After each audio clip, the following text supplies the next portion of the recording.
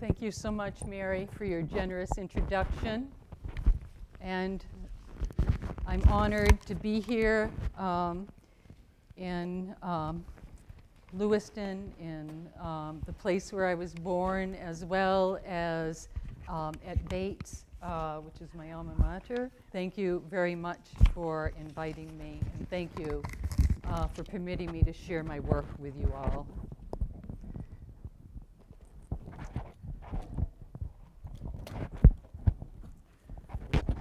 The first poem, Red Sky, was written for my grandmother, and the very last poem I will read will again be for her.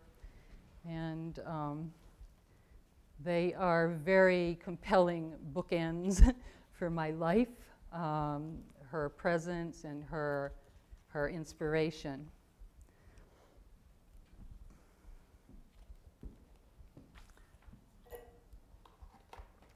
At 14, my grandmother walked toward the red sky, toward the sun glancing its gold at every mill window. She saw how over the border her dreams had flocked and flown ahead, set their eyes on shimmering things, glint of river, a silver ring, bits of satin, the speckled trout's leap. She imagined the leaves of trees would unfurl as she came, glisten with their green notions, her own heart's hope. The birds on the limb would twitter and whistle their welcomes, and the waft of hyacinth would tug at her frock, nudge her hands softly while she worked. Instead, she came to a city of cold seasons. The red dusk hung over her. The sun stared with its one sullen eye. The mill windows let out their old blue breath. Every brick hissed a promise or two, and no bird sang. At 16, my grandmother walked toward her future husband, toward the wide horizon of his eyes. And as she neared, she saw her dreams aflutter, alighting there. She quickened her step to meet this destiny, unfolding its morning songs and blossoms. She could not glimpse yet all the future children, opening their eager hands to receive all the books she would come to love. She could not see quite yet all the lilacs growing close to the factory walls.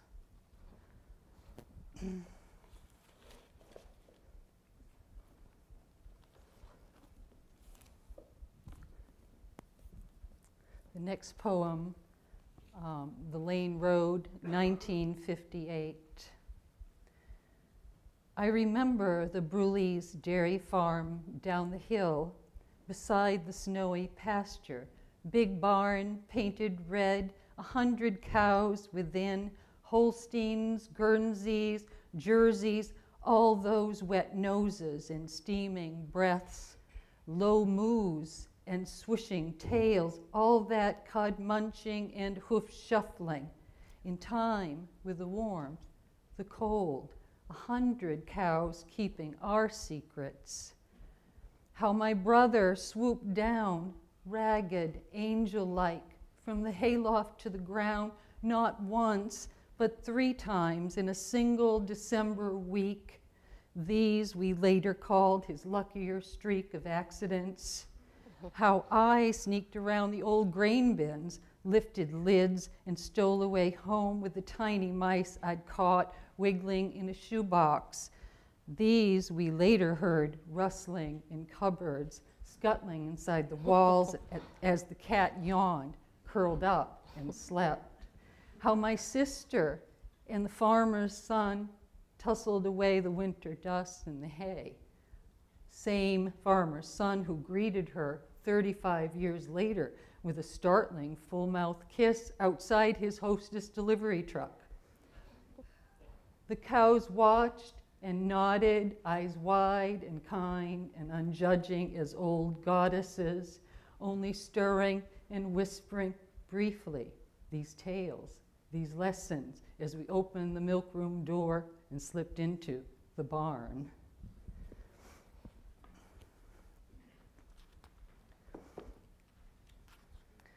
What we gather in November. On the next roof, steam is rising this November morning. The barn swallow orange breast of summer is gone. Its song 1,000 miles south of this sunrise. Its daub and wattle nest on the beam abandoned. Frost holds now its bright jewels, emerald, sapphire, topaz on the grass, ice, its diamonds on the water pail, long after sunup. My brother has slept in the shed again, in a room he made of old boards, a discarded door, a padlock, furnished with an army cot, 2 chairs. Was he warm, I wonder, from my bed? Weeks ago, when he let me in, I looked at the trinkets on his windowsill, took in their iridescences, the white ceramic horse Mimere had given him, the silver lighter, the guitar pick of horn, a gleaming crow feather. Outside his door last night, I sat for a long time listening to him play the harmonica, the guitar, listening to him sing. How many seas must the white dove sail before it sleeps in the sand? The answer, my friend, is blowing in the wind. Finding our way around my mother's sadness, we gather these jewels from November sun, build rooms, sing songs to rough walls in the moonlight.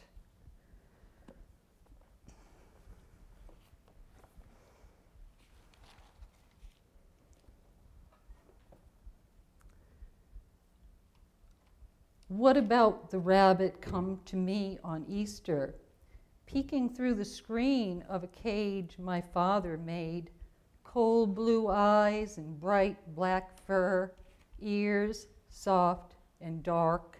Oh, how I lifted him up and out, held him again and again, snuggling so with the spring night itself, spring that loved me.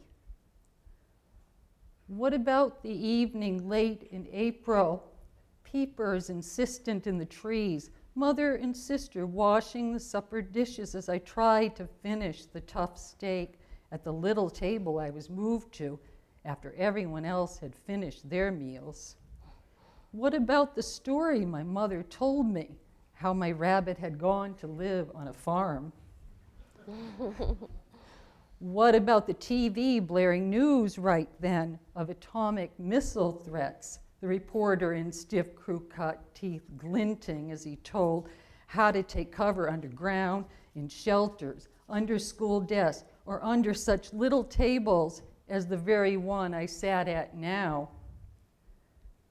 A mere 7 years old, how could I tell my mother, the small black rabbit, this gift still unnamed, invited me so close toward love, its sheltering, never in this world of nefarious beasts and men, baring its teeth, never extending sharp claws.